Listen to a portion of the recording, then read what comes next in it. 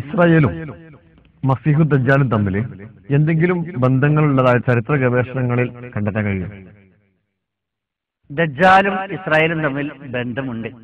നമ്മൾ മസീഹ് ദജ്ജാലിനെ ഒരു ദുഷ്ടനും അക്രമിയുമായ ഒരു ആളായിട്ട് കാണുമ്പോൾ, ഇസ്രായേൽക്കാർ അഥവാ ജൂതന്മാർ അവരുടെ ഒരു ഉന്നതനായ ഒരു വീരപുരുഷൻ അവർക്ക് വേണ്ടി വരും എന്നും അദ്ദേഹത്തിന്റെ കൈകളിലൂടെ അവർക്ക് വലിയൊരു വിജയം ഉണ്ടാവും എന്നും അവർ ആവേശത്തോടുകൂടി ദജ്ജാലിനെ കാത്തിരിക്കുകയാണ്. അങ്ങനെ വരും എന്നതിനാണ് അവർ പ്രതീക്ഷിക്കുന്നത്. മാത്രമല്ല, ജൂതന്മാർക്കിടയിൽ നിന്നാണ് അവൻ വരിക എന്നും ത്വലിസാൻ എന്ന ജൂത വസ്ത്രം ധരിച്ച ഒരുപാട് ആളുകൾ അവന്റെ കൂടെ ഉണ്ടായിരിക്കും എന്നും ഒക്കെ പറയുന്നുണ്ട്. ആ നിലക്കൊക്കെ ഇസ്രായേലുമായിട്ട് അവന് ബന്ധമുണ്ട്. മസീഹ് ദജ്ജാലിനെ കൊല്ലുന്ന സ്ഥലം ഇസ്രായേലിലെ ലുദ്ദിൽ വെച്ചാണ് എന്നതും അവൻ അഭയം പ്രാപിക്കാൻ സാധ്യതയുള്ള സ്ഥലമാണ് എന്നും ഒക്കെ മനസ്സിലാക്കാം. ഏതായിരുന്നാലും അവര് നമ്മൾ കാണുന്ന ഈ രൂപത്തിലല്ല.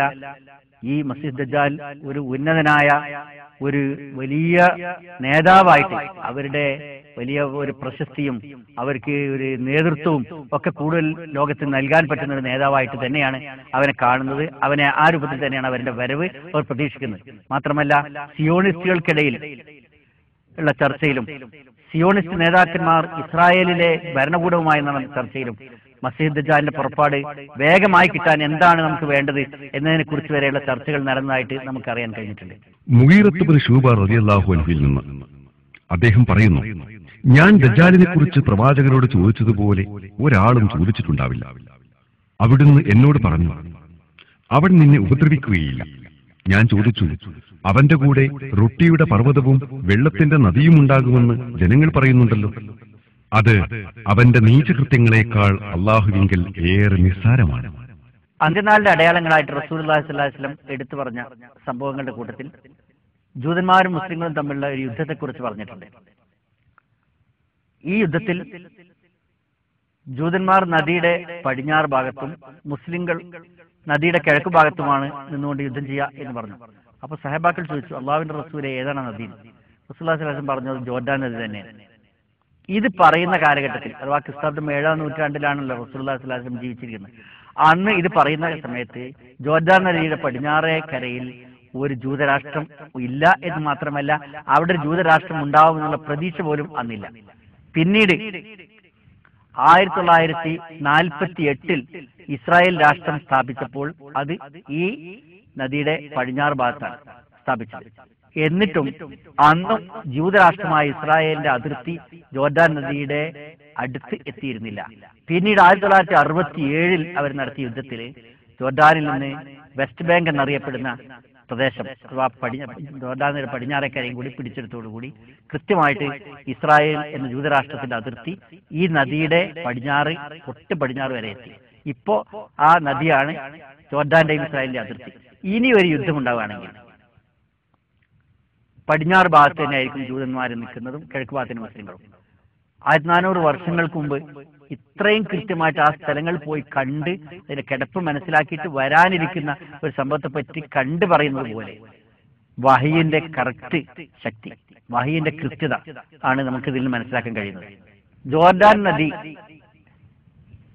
അത് ഒഴുകി തുടങ്ങുന്നത് ശരിക്ക് ഗലീലി അഥവാ ലേക്ക് ഓഫ് ഗലീലി എന്ന തബരി തടാകത്തിലാണ്. പിന്നീട് ഡെഡ് സി, ചാവതടാകം വരെയാണ്. അത് നല്ലോണം വെള്ളമുള്ള ഒരു നദിയായിരുന്നു. ചാവതടാകത്തിലേക്ക് വൻതോതിൽ അതിലൂടെ വെള്ളം വന്നിരുന്നു. സൂറത്തുൽ ബഖറയിലെ ഇന്നല്ലാഹ മുബ്തലീക്കും ബിനഹരിൻ, അള്ളാഹു നിങ്ങൾ ഒരു നദി കൊണ്ട് പരീക്ഷിക്കുന്നു എന്ന് പറഞ്ഞൊക്കെ ഈ നദിയെ പറ്റിയാണ്.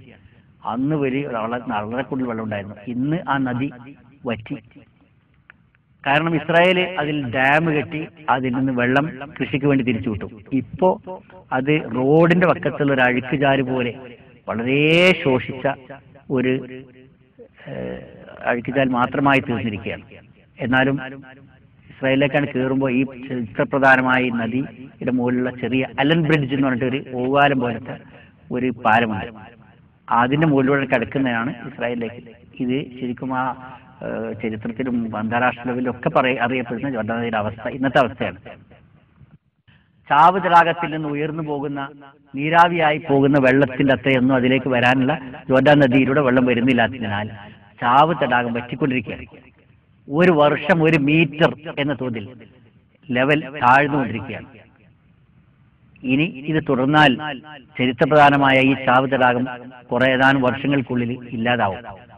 ലൂത്ത് അലി ഇസ്ലാമിന്റെ ചരിത്രവുമായി എത്രയോ ബന്ധപ്പെട്ട സദോം നഗരമൊക്കെ അതിന്റെ തെക്കേ കരയിലാണ്. അന്ന് അള്ളാഹു പെയ്യിപ്പിച്ച ആ ചീത്ത മഴയുടെ അംശമൊക്കെ അതിന്റെ മണ്ണിലും മറ്റൊക്കെ കലർന്നു കിടക്കുന്നുണ്ട്, വെള്ളത്തിലുണ്ട്.